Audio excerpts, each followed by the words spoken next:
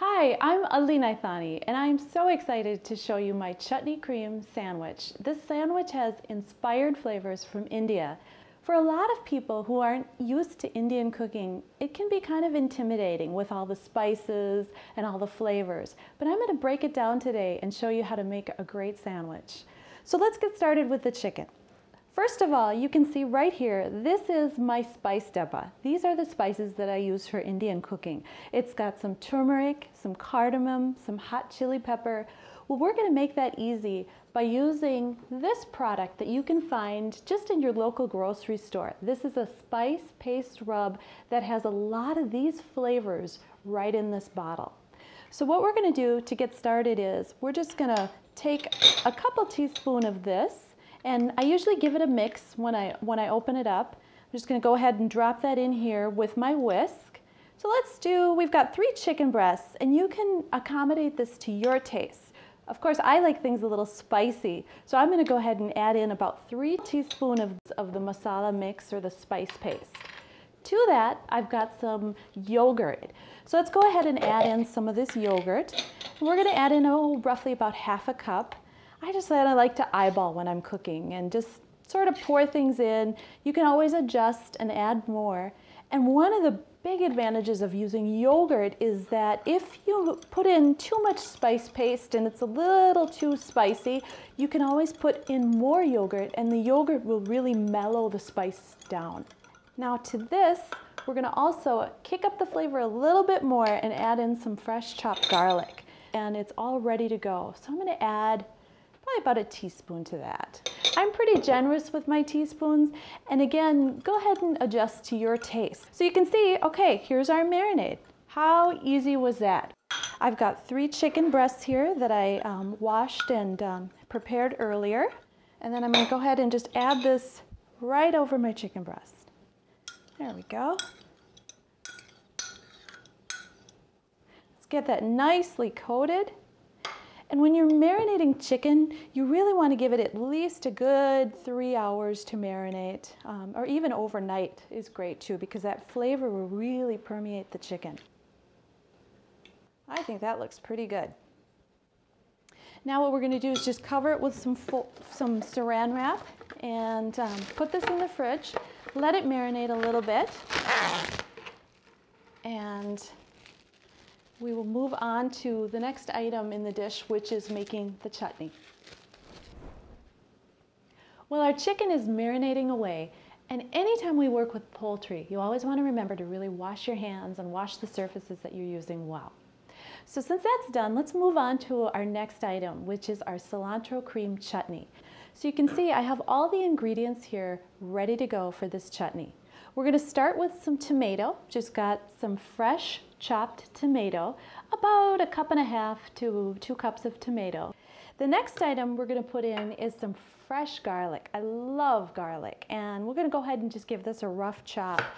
The advantage with this recipe, again, is adjust this according to your taste. So if you like a lot of garlic, go ahead and add in 2 pods. And now the blender's doing all the work for us, so we really don't have to worry about mincing this real fine. So we're going to just go ahead and add this into the blender. How easy is this, huh? Just adding some ingredients together. The next one is some red chili pepper that I've minced up, and I'm only using 1 because this chili pepper packs a lot of heat. Now again, if you're not used to real spicy flavors, you can actually take these little seeds out and it won't give you that fiery kick. So let's add that into the blender. There those go.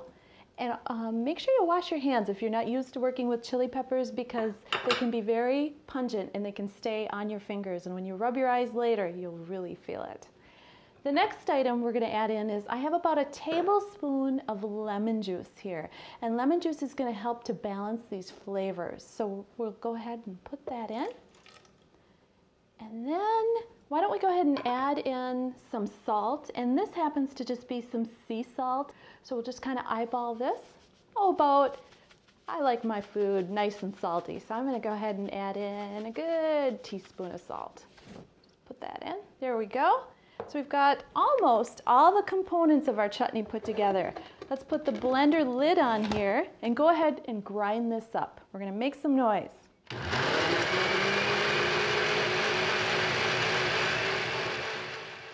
So we've got our tomatoes, our garlic, our lemon juice, and our green chilies just all blended together. And the next thing we want to do is go ahead and add in our fresh cilantro. And this is about one bunch of cilantro from the grocery store. So let's start about with that much. And then all we do is put the cover back on the blender and make some noise.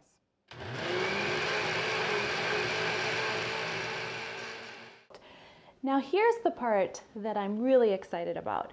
We're going to go ahead and add in the Philadelphia cream cheese. And this flavor is the onion and chive, which is going to add just give this cilantro chutney an extra boost. We sure could have picked the plain, and I've done both, but I thought we'll give this one a little bit more flavor and add the flavored one in. So all you do is take the container. We're going to go ahead and use a spatula and just put this right into our blender and blend it together. We're just going to give it a slight blend just to incorporate it, get the cream cheese well mixed in there. And like I said, I'm just so happy with this combination because of all the flavors that come together so nicely. So let's put the blender cap back on and get this going. There we go.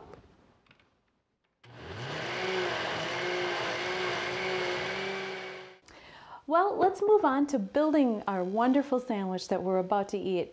We've got our naan bread here, and now naan bread is a very popular bread in India, and it comes in many flavors. You can have plain, garlic. Also, there's a flavor called masala, which is essentially a blend of spice flavors right in the naan. So let's start building that sandwich. Oh, and by the way, we've got our chicken. I had grilled this just right on my indoor grill, and I sliced it up, and so this is just ready to go.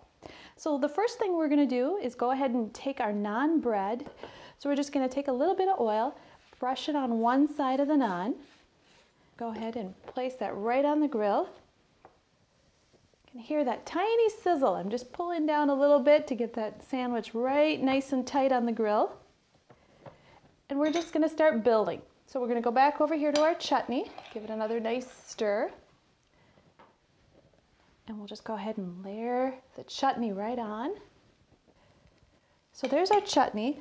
Next, we're going to go ahead and grab a couple slices of cheese here. And I've decided to use pepper jack because I think pepper jack really complements Indian flavors very well. And then I've got our chicken. So let's go ahead and put that on. Wow. Once again, a lot of flavor, not a lot of fat. This is the boneless chicken breast. You want to make sure that everyone gets a bite of chicken in every bite.